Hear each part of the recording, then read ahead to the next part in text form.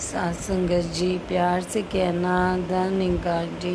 साथ संगत जी आज दासी आप जी के सामने समर्पण पर ही विचार रखेगी। समर्पण क्या है महापुरुषों?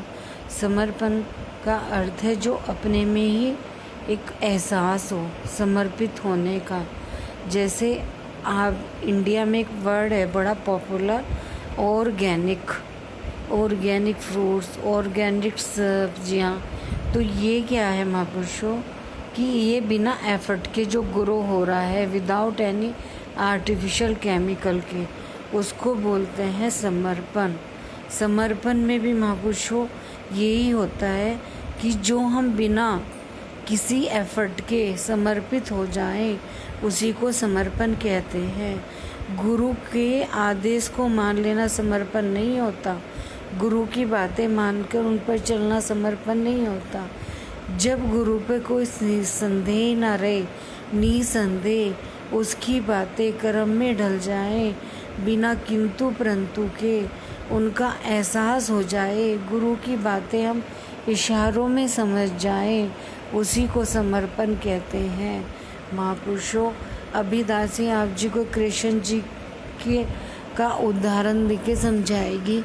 महापुरुषों कृष्ण भगवान जी तो रोज़ दुर्योधन को भी मिलते थे और कृष्ण अर्जुन को भी मिलते थे, पर अर्जुन को ही विराट दर्शन किए हुए, क्योंकि दुर्योधन को समर्पण नहीं था।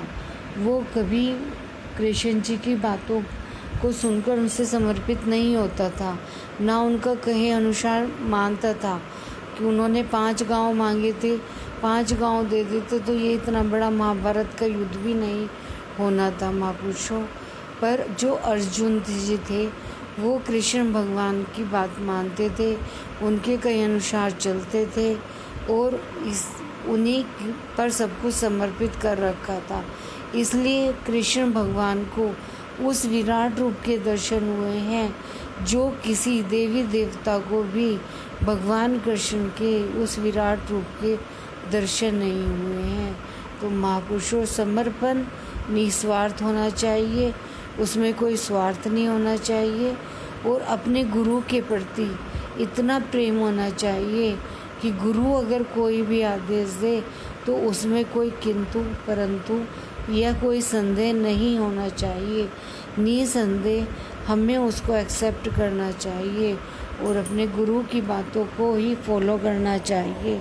और महापुरुषों मेन तो हमें माता जी भी यही सिखा रहे हैं कि वचन तो वो है जो कर्म में आ जाए, और जिस दिन कर्म में वचन आ जाता है समर्पण अपने आप ही हो जाता है। महापुरुषों अभी दासी अपने लिए भी यही बोलेगी कि जो दासी आप जी के सामने विचार रख रही है वो दासी के कर्म में भी पहले आए।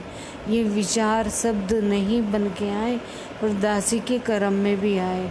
ओ महापुरुषों दासी आप सब जी के चरणों से यही सीखने का प्रयास कर रही है। दासी महापुरुषों के विचार सुनकर यही प्रयास करती है कि दासी भी महापुरुषों से आप संगत माँ से सीख पाए और आप जी के समक्ष रखती है और दासी के भी कर्मों में सब विचार आ जाएं, और जैसा माता जी हम सबको चाह रहे हैं हम वैसे बन पाएँ और माता जी के वचनों पर चल पाएँ। साथ संगत जी प्यार से कहना धन इंकार जी।